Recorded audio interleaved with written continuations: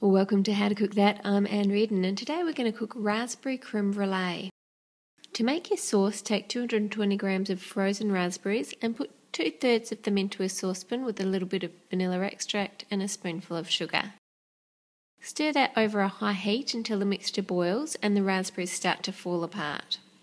Pour this hot mixture into a fine sieve and using the back of a spoon push through as much of the liquid as you can. After a few minutes you'll be left with just a slurry of seeds in the sieve and the sauce in the bowl. Place a few of your whole raspberries in the base of each of your serving dishes and then spoon over some sauce. Don't forget to turn on your oven so that it can heat up, and then put your cream in a saucepan. For the quantities used in this recipe, click on the link in the description below the video to go to the blog howtocookthat.net. Take a vanilla bean and cut it in half lengthwise, and if you open it up you'll see lots of tiny black seeds, which is what we're after. Scrape your knife along the full length of the inside of the bean to get all those seeds out, and then put the seeds and the pod into the cream. If you don't have a vanilla bean you can just use some vanilla extract. Bring the cream to boil and then remove it from the heat and leave it for about 15 minutes for the flavours to infuse. Then remove the large pieces of the vanilla pod and reheat your cream. Whisk together your egg yolks and your sugar until they look nice and thick and pale, and then pour a little bit of your cream at a time to start with and whisk it well, and then once you've added some of it you can quickly tip in the rest of it. Pour it through a sieve to get rid of any of the smaller pieces of vanilla pod that might be left behind.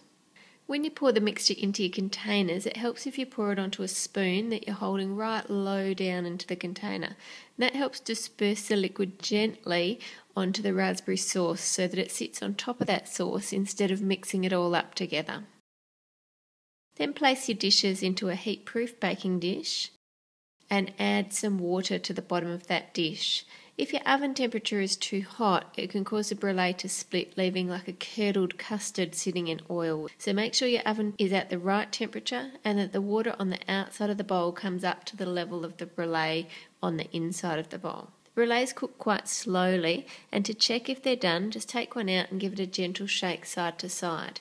Here, this one's not ready yet because you can see it's still wobbling right the way to the edge. It's too wobbly. 20 minutes later, and this one's ready. See the difference, it's a bit set around the edge, but it still has a bit of a wobble in the middle. That's what you're looking for. Take them out of the oven, cool, and then chill them in the fridge.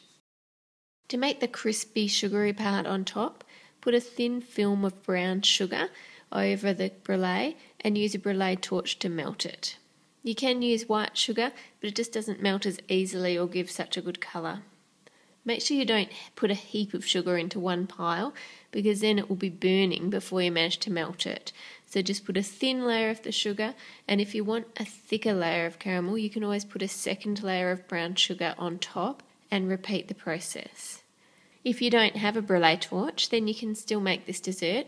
Put some sugar into a saucepan in a thin layer and let it melt. Your heat needs to be on high heat, and then just pour it over the top. It won't be as thin as using the blowtorch and won't be as easy to crack with your spoon.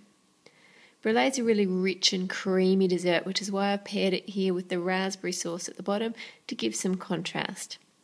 Thanks for clicking like, and don't forget to subscribe for more desserts, sweet snacks, cake decorating tutorials and chocolate videos. See you next week.